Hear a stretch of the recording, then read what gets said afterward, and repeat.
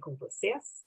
Sejam muito bem-vindos de volta ao canal, hoje de uma forma um pouco diferente, porque eu trouxe algumas práticas, né, como sugestão de atividades, nesse momento onde estamos afastados, então, dos nossos alunos, né, e precisando de ideias para os ensinos, estudos remotos. Esse trabalho foi feito a partir da história, né, do cachorro Toby.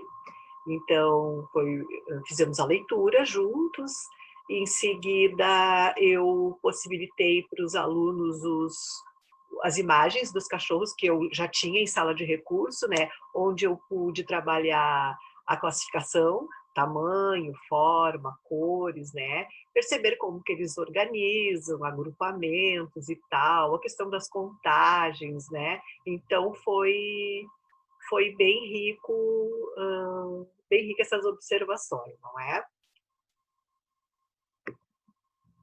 Aqui tem outra foto, né, de outra criança se organizando, cada um tem a sua organização, né, a sua forma de classificar, e aí a gente já pode ir intervindo e interagindo bastante, né, estimulando habilidades que a gente vai vendo que precisam ser estimuladas. Depois de feito a leitura, contextualização, a questão da classificação com os desenhos, eu pedi que eles escolhessem um tamanho, né, de imagem do cachorro, possibilitei o papel carbono, né, e expliquei para ele como que se trabalhava com papel carbono e pedi que eles fizessem, então, um contorno da imagem, só o contorno.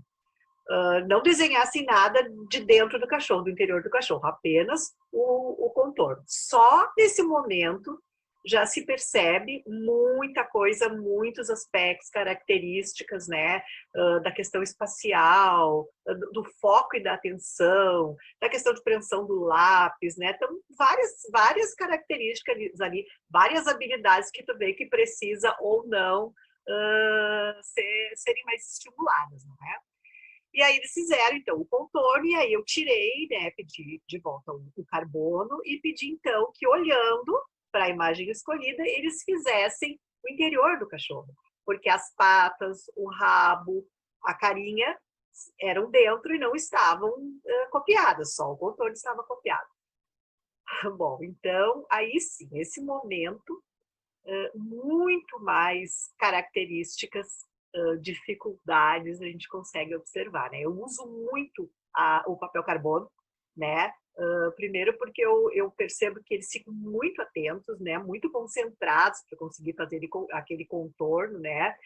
A gente percebe o quanto alguns são muito detalhistas, a questão de não mexer com o papel carbono, né? De firmar o papel e o lápis, as questões do desenvolvimento motor, visomotor, é riquíssima essa atividade, né?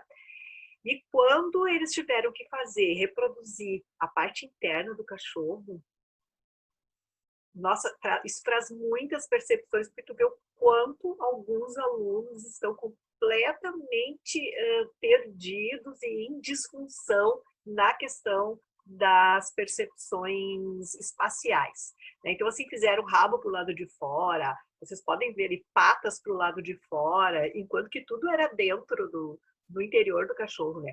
E, de outra forma, alguns alunos foram perfeitos, assim, alunos que a gente sabe que têm a deficiência e que nessas questões eles não tiveram problemas nenhum, assim, eles têm as disfunções em outras questões, né, mas na questão da orientação espacial, a percepção, visomotora, muito bem mesmo, fizeram desenhos muito bons, mas a grande maioria encontrou dificuldade e não percebia que a parte interna do cachorro não podia ficar para fora do contorno.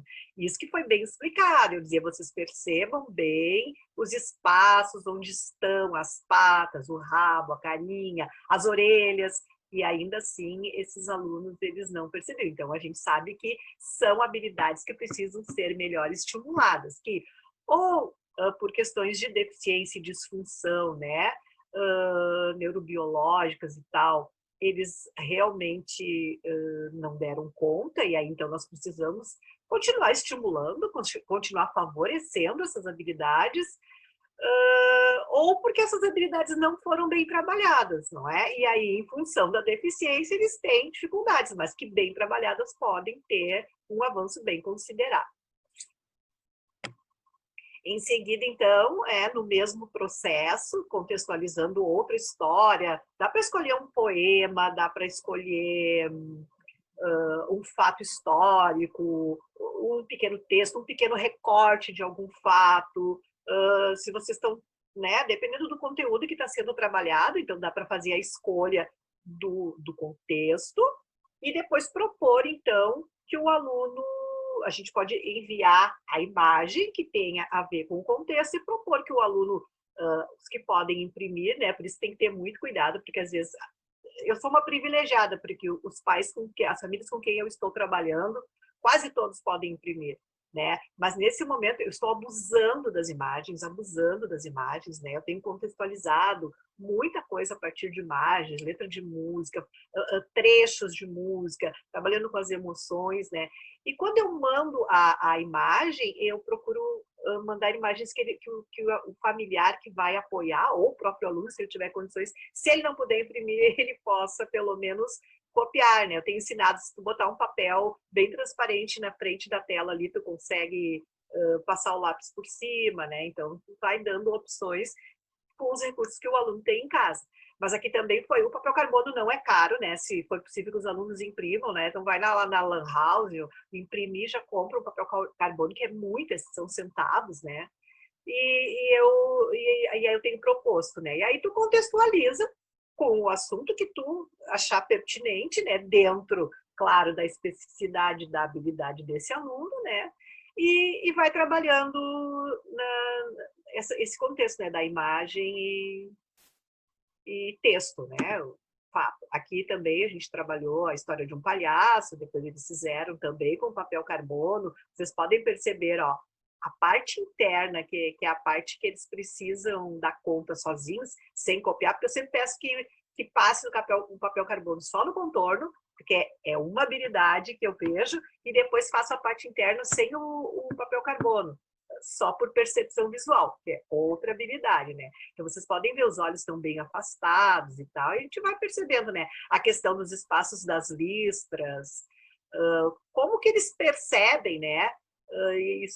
E além da gente poder fazer essas observações, a gente vai potencializando. Quanto mais a gente propor, mais eles vão vão melhorando nas atividades, não é? Aqui, então, eu aproveitei e eram alunos que a gente ainda está trabalhando no processo de alfabetização, aí já depois da leitura feita, do desenho feito, de todas as percepções. Aqui também a gente vê os braços do palhaço no primeiro desenho, bem diferente do desenho original, né? Um tá com cartola, o outro tá sem a cartola, então são tudo coisas assim que a criança ela não percebe, né? O estudante em geral, porque tem estudantes adolescentes que fazem esses trabalhos também com deficiências mais significativas, não é?